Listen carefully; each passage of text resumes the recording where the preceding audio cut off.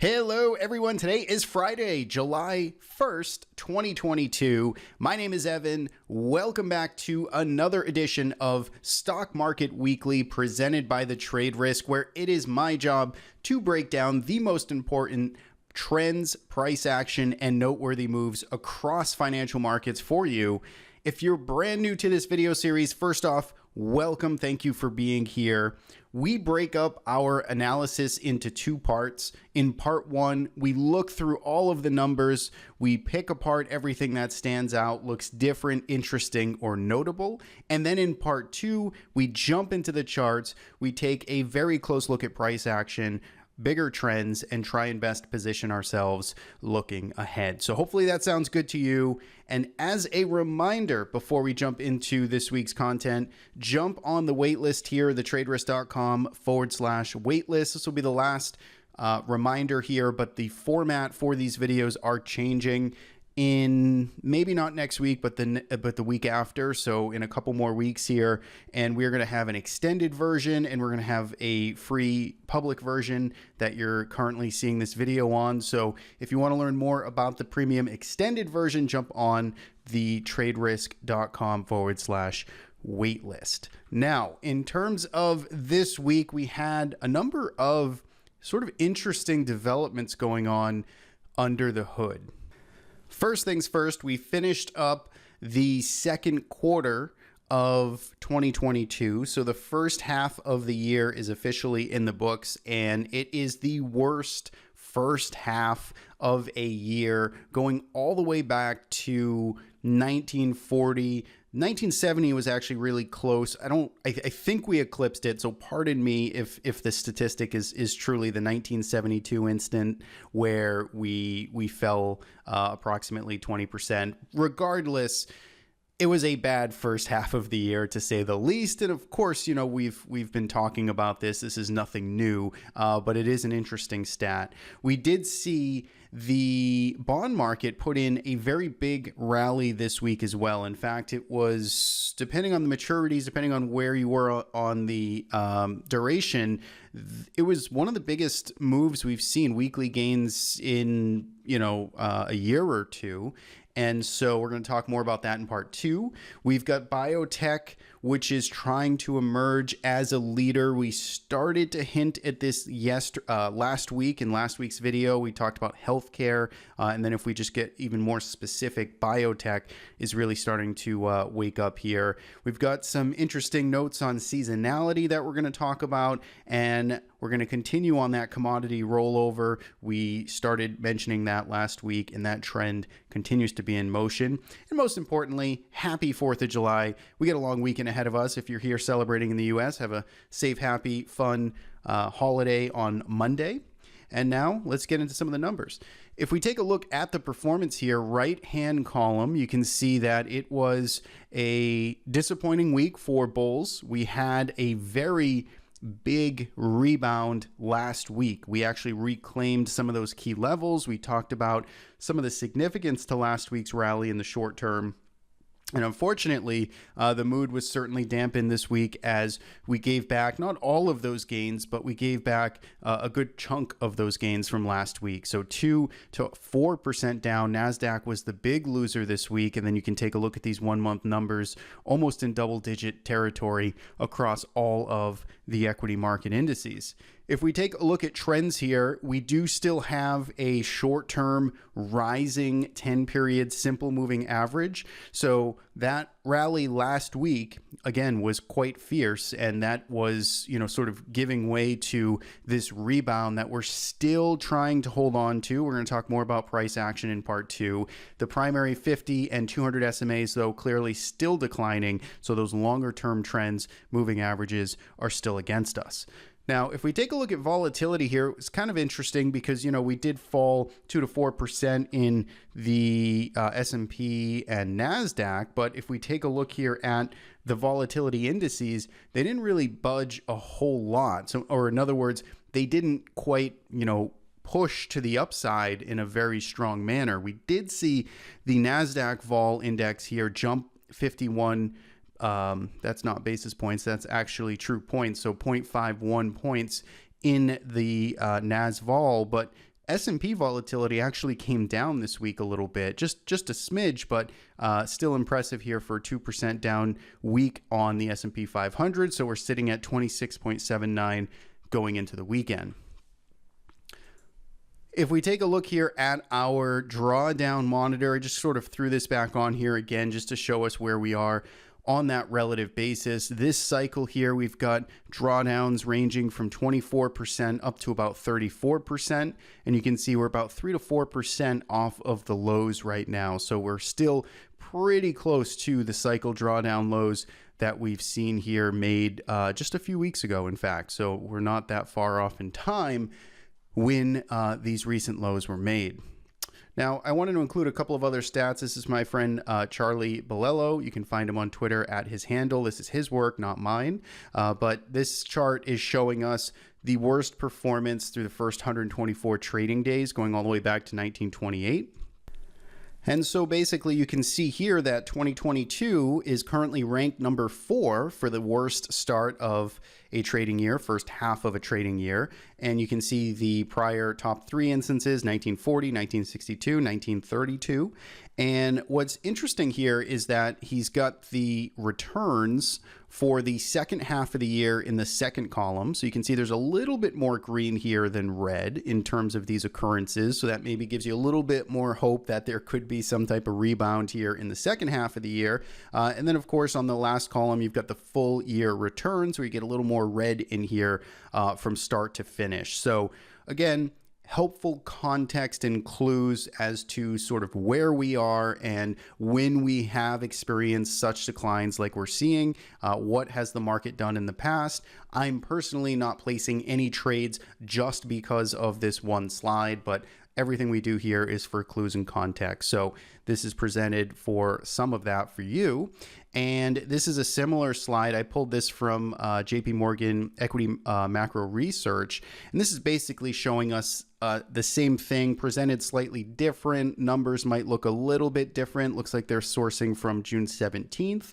But what this is, or at least was interesting to me, is this, again, puts things into some perspective and context. And it's also a little mini history lesson here. You can see what was going on in these prior sort of market declines or bear markets. We had World War II, we had an oil crisis, we had the Great Depression. So we have, you know, all of these, in some cases, you know, horrible historical events going on while the market was responding to them. So I'll leave this here for sort of your own research there. And last but not least, I wanted to include this table here. This is from Investors Business Daily. This was on their blog this week.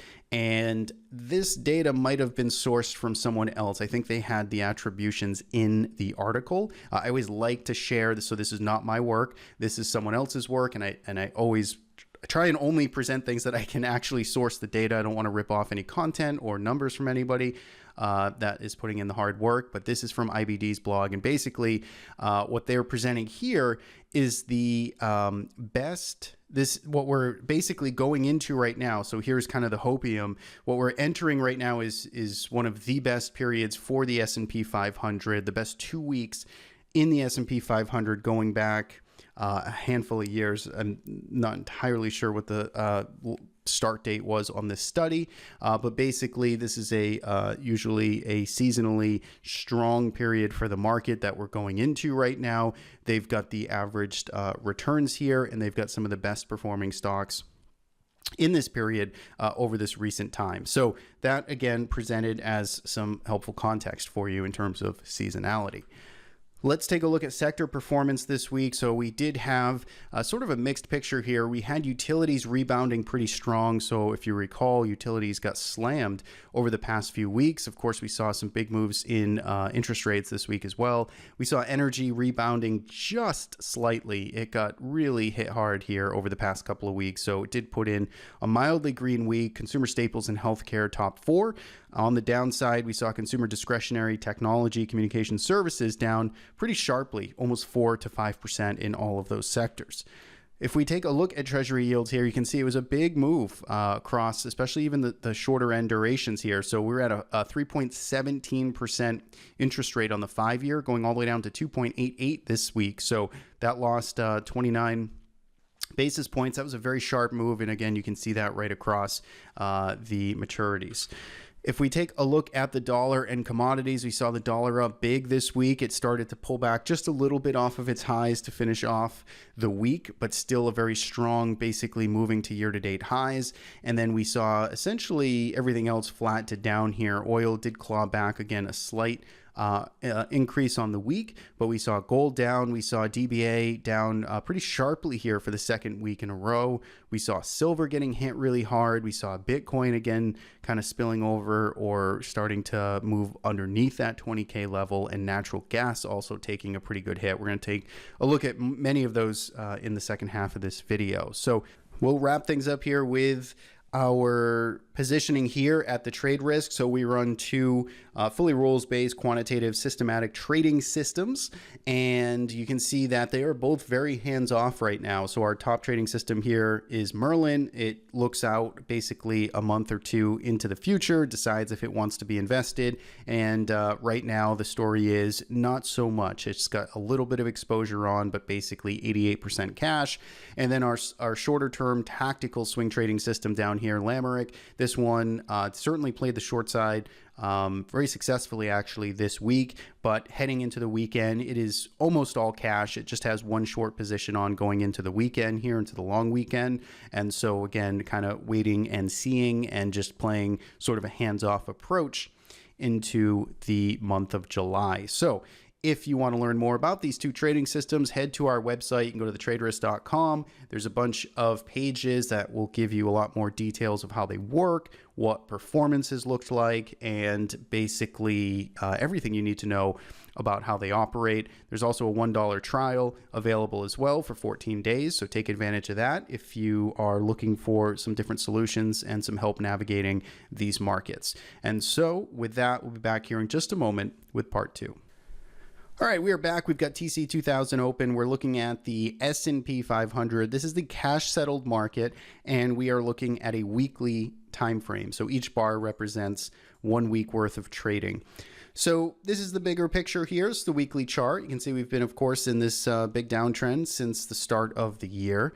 And when we zoom in a little bit further, actually, we're going to change views to this grid here. This has sort of been the roadmap we've been looking at. We've been measuring and mapping these sort of significant kind of lower support bounds and resistance areas where markets continue to essentially reverse course.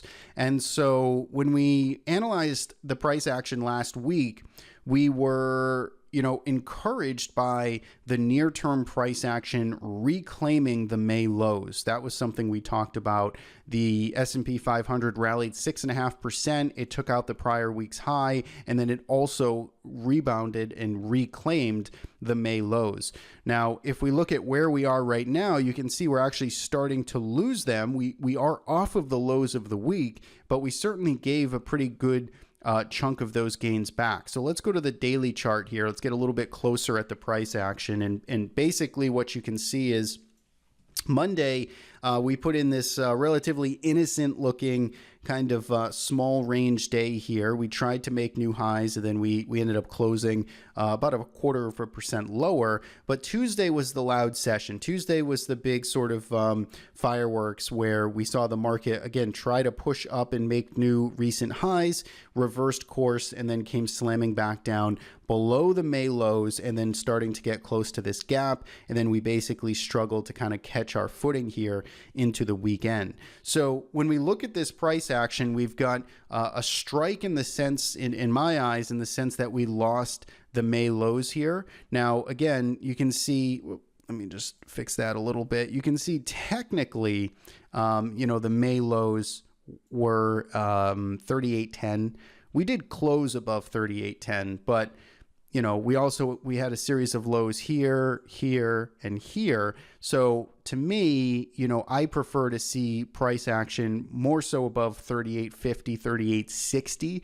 That's what gets me a little more excited. That's what gives me the level and confidence that I want to see the market hold above. I want to see it kind of firmly stay above kind of the lower end of this range in May. So from a technical perspective, yes, we did hold barely above the wick low in May, but we did lose a little more ground than I would have preferred to see. Now, here is the optimistic side, or here's the bull case in the such that we can look for next week, is can we put in some type of higher low, right? Like that is ultimately what we're going to want to see here. We want to see the market stabilize and not continue to just roll back over, test these lows, break to new lows, and continue this downtrend. You're looking for stabilization here if you're bullish on this market. And, you know, the action between Thursday and Friday might suggest you're getting it. It's still early, and it's still, you know, something we're waiting on seeing. There's a couple of positives here. First is, you know, look up here at the MACD I have on my chart.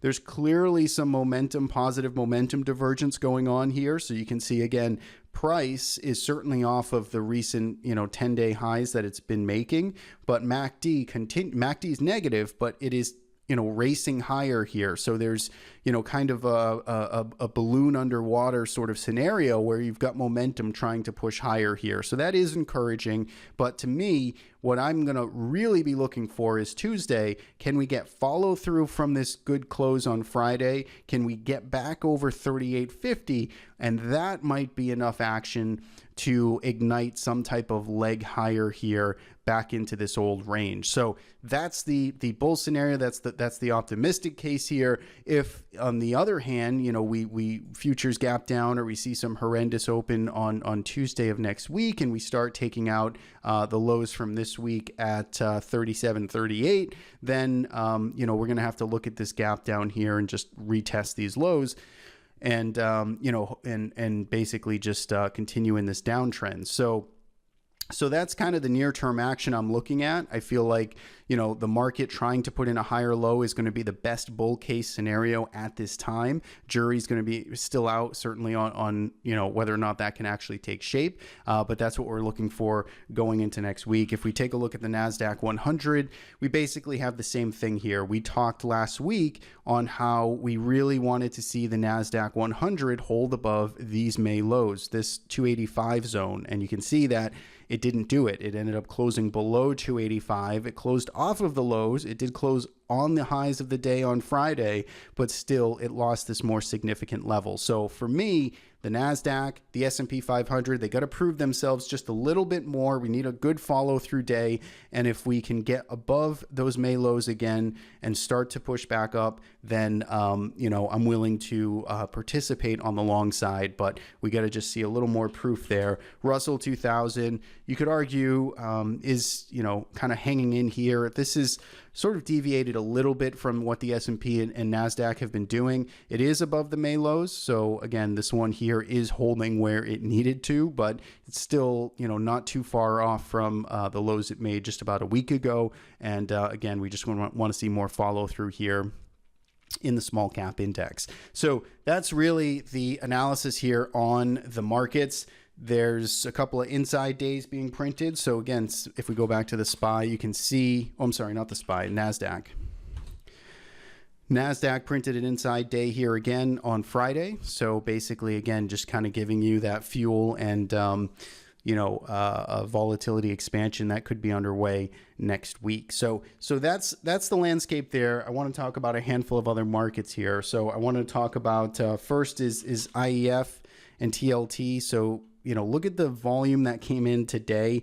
This was interesting. I'm not sure on you know, the significant balance here, or if this volume is going to normalize, but this was some incredible volume that we saw in here. We saw this big gap up. We saw a big tail up here as well. But if we look at the weekly chart on IEF, again, you can see the big volume coming in, and you can see a 2% move is one of the biggest moves we've seen in quite some time here. So that is encouraging, I think, because that does suggest that the bond market is starting to, the treasury market starting to stabilize a little bit. That ultimately would be a net positive thing for equities. Now, again, we got to ask ourselves, is it short-lived? Is it temporary? You know, have we reversed the big downtrend? Absolutely not. But stabilization is still a net good thing. So IEF, it's had now a good 2-week move. I mean, it's up 6% in a couple of weeks. If we throw on Bollinger Bands here, it's tapping the upper Bollinger Band now. So this is, you know, may not be the best spot to start to initialize a new position with this big topping tail here.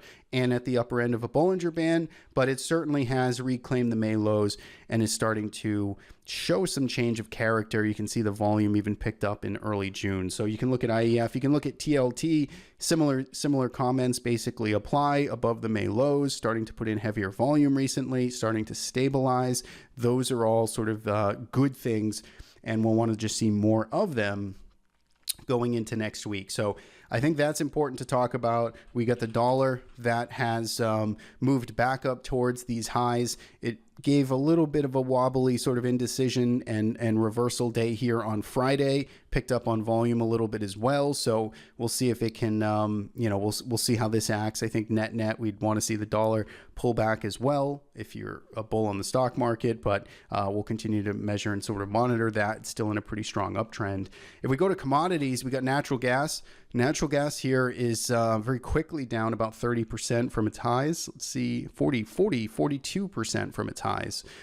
So this has taken a pretty significant kind of pullback here. Natural gas has always been an extremely volatile instrument. It's good trading, but swing trading can be very tricky here, just given the big gaps and the big moves it can have. So this is still kind of in no man's land. It's struggling to find a higher low, and certainly still just oversold in the short term, but still just struggling to find that low. And you can go down the list here, and it was actually the DBA. So if you look at the agriculture ETF here, so this is a hodgepodge of sort of commodities, but you can see this is still pretty much in free fall. We talked about this last week on how this was starting to break down and reverse course, and you can see it basically got more follow through this week. If we throw on Bollinger Bands here, take a look at this. It's riding the daily Bollinger Band down. If you look at the weekly chart, this is really punched right through on the bottom end of it. So, if you're brave here and, you're looking to place a little bit of mean reversion, this is probably where you can start to certainly pay attention to it on some type of intraday reversal next week.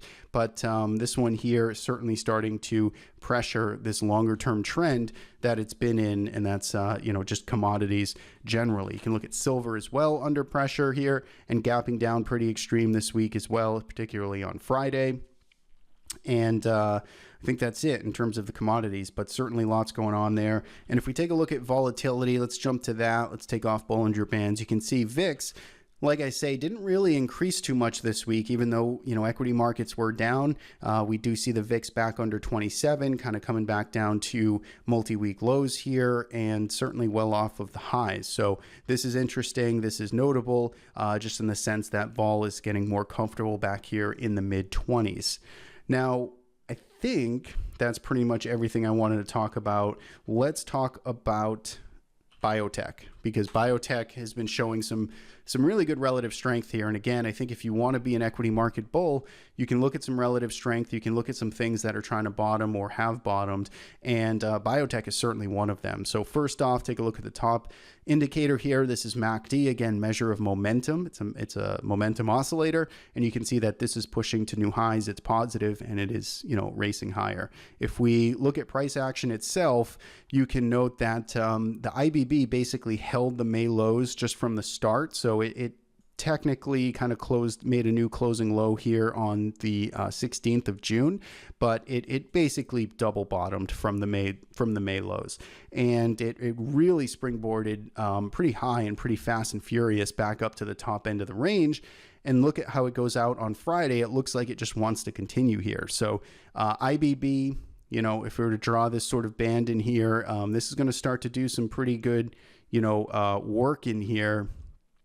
If it can start to get above this level from a technical analysis perspective, from a supply and demand perspective, this is going to be a very encouraging sort of follow through breakout day if it can get above it next week and continue over this 121 area. So I think this is certainly a spot to pay attention to, is where a lot of relative strength has been. We started talking about it last week. We highlighted a lot of the healthcare stocks that were breaking out and leading, and you saw essentially just more of that throughout this week. So that's really the sort of trade idea and relative strength play for next week. Now, in terms of other sectors, let's see if we can pull up some more things that are interesting. It was a pretty quiet day in terms of my screens here on sectors and industries. The only things that were showing up were on the downside. So we saw coal. If we go to a weekly chart, We saw coal make new kind of multi-week, multi-month lows here. It's still holding up. It's still at the top end of a range, but it's still just, more or less consolidating. We did see a little more, certainly more bearish action in department stores. You could see this down 14% this week. It's down for the 5th week in a row, I believe.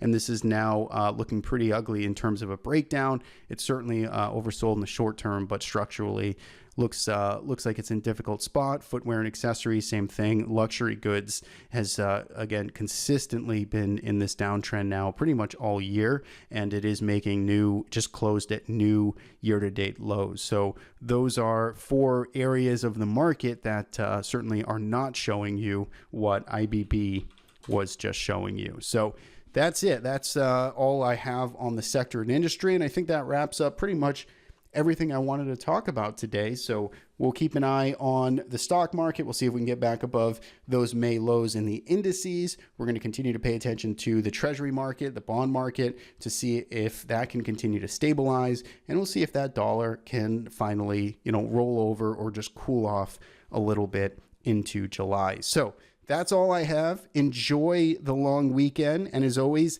let me know your thoughts. What are you looking at this week? What are your thoughts on this market? And let me know what you're looking at in the comments below. So that's it for me. Thanks as always. And we hope to see you in the video next week.